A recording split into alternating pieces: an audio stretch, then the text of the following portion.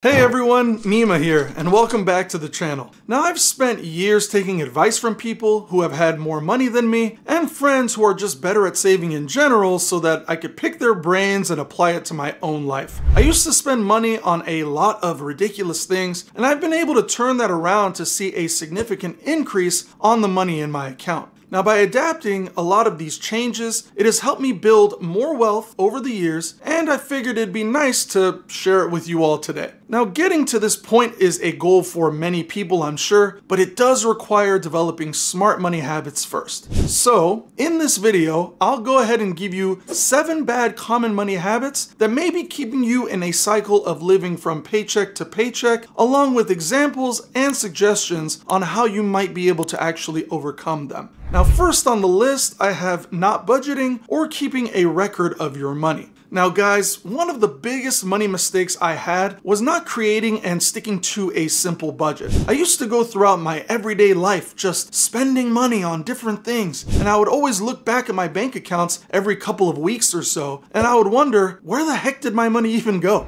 At first, I thought it'd be kind of annoying to document and track how much money I was spending and where exactly my money was going, but as daunting as it seemed, I literally took one day to look at my bank and credit card statements, to write down my expenses, and to make positive changes from there. For example, I would dine out a lot, or I would spend money on unnecessary subscriptions like Netflix and Spotify and Amazon Prime. I mean, I would literally go to the gas station and I would spend $2 to $3 on bottled water almost every day. And so I realized that without a budget in mind, it's easy to just overspend and lose track of where exactly your money is going. So even though it didn't seem like a big deal at the time, I was doing all of these impulsive buys without realizing the cumulative effect that it would have on my finances. So my advice would be to take a day to list your primary expenses like your rent, your utilities, groceries, your car payment, your insurance, your cell phone, etc. And see if you can reduce any of these costs by negotiating or finding an alternative company or solution to lower the amount. Next, go ahead and document your non-primary expenses too, and see what you might be able to remove from there. Things like Starbucks, bottled waters, different subscriptions, maybe costly gifts, etc.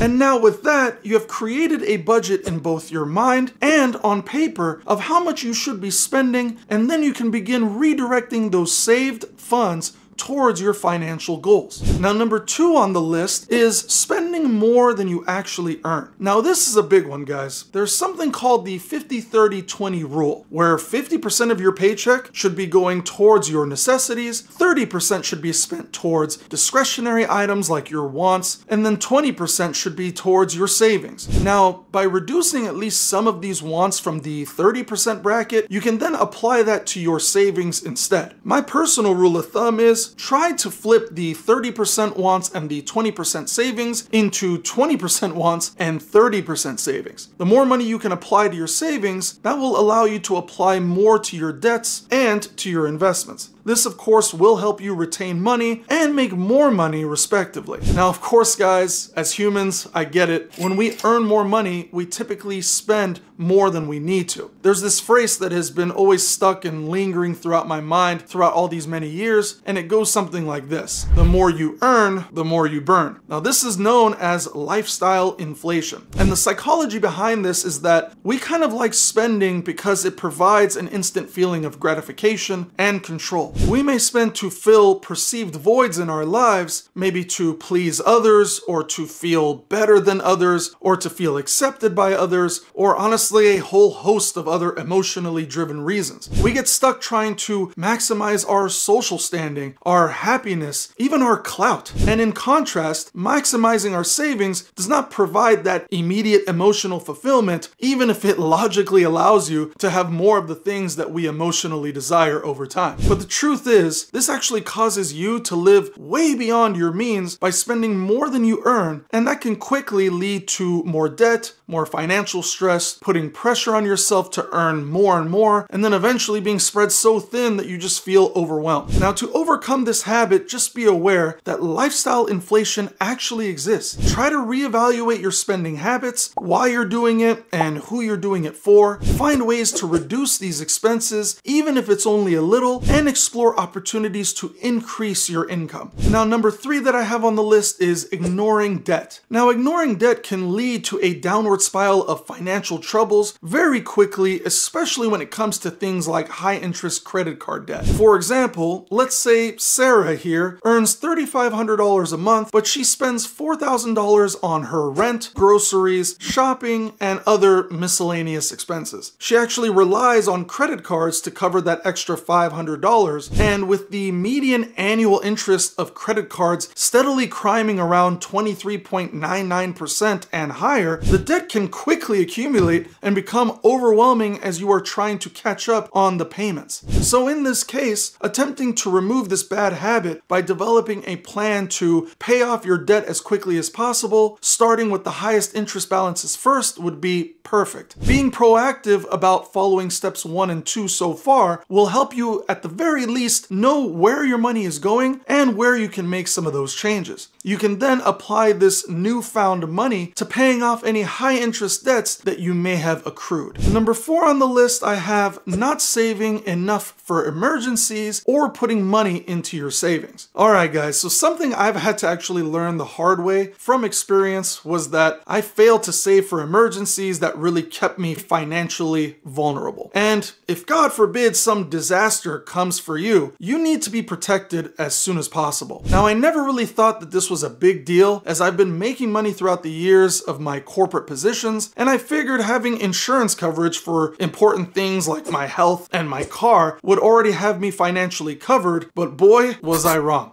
For example, my family used to live in an old home that had asbestos in the walls, and it turns out that when our upstairs shower had a major leak, we had to literally rip out and reinstall a large portion of both the shower and the ceiling. Now, of course, we thought our homeowner's insurance would cover this mess, but it turns out that most insurance companies don't actually offer what they call pollution coverage, and we were then forced to pay about $8,000 of damages and repair ourselves. Of course, this is just one simple example, and maybe not even the best one, and not all emergencies may be as drastic as something like that, or even, let's say, a hospital visit, which hopefully you have insurance for, but you need to have an emergency funds for things that might not be covered, like certain car repairs, pet emergencies, home repairs, losing your job if it happens to be your only source of income, maybe a divorce, etc. Honestly guys, any one of these unexpected costs can quickly drain your savings and lead to really bad debt. To overcome this habit, start saving for an emergency fund, even if it's only $100 to $200 a month. Over the span of 6 months, it may at least be something to help you in case anything happens. A simple Google search will show you that financial experts recommend saving between 3 to 6 months worth of living expenses in an emergency fund just as a safety net. Now, number 5 I have on the list is not investing.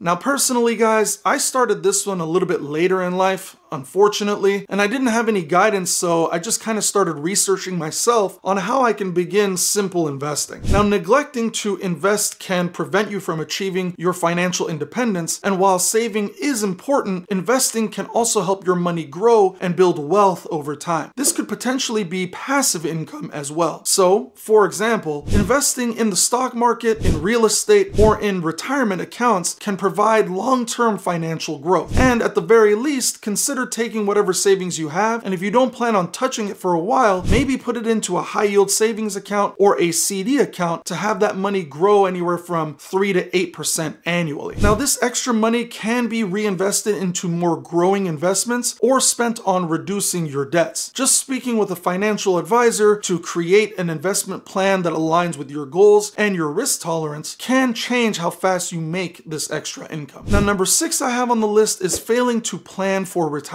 Now guys, I learned this from some of my colleagues who are a bit older than me and unfortunately started late in life by not having a plan in place. This forced them to work well into their 70s without really having an effective financial exit strategy. You don't want to be stuck not having enough savings to support yourself and or your family in retirement. Start saving for your retirement as early as possible and explore options like employer-sponsored retirement accounts like a 401k or individual retirement retirement accounts like Roth IRAs. Even if you are 30 years old with $50,000 to your name and you're just starting now, you can literally enter your goals into a Roth IRA calculator to see when you can retire with $1 million. And you can see here at 30 years of age with $50,000 currently, investing $500 a month from your paycheck at an interest rate return at a low 5.5% when it's generally more like 7 to 10%, but we are lowballing here. You can expect to have $1 million